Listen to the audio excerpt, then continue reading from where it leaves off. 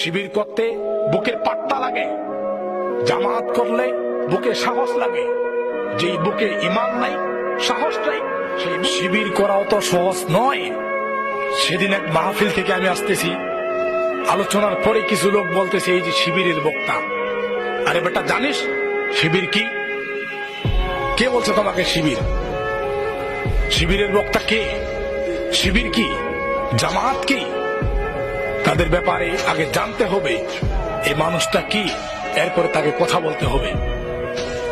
হযরত আবু হানিফা শিবির ছিলেন না, জামাত ছিলেন না, আওয়ামী লীগ ছিলেন না, বিএনপি ছিলেন না, জাতীয় পার্টি ছিলেন না।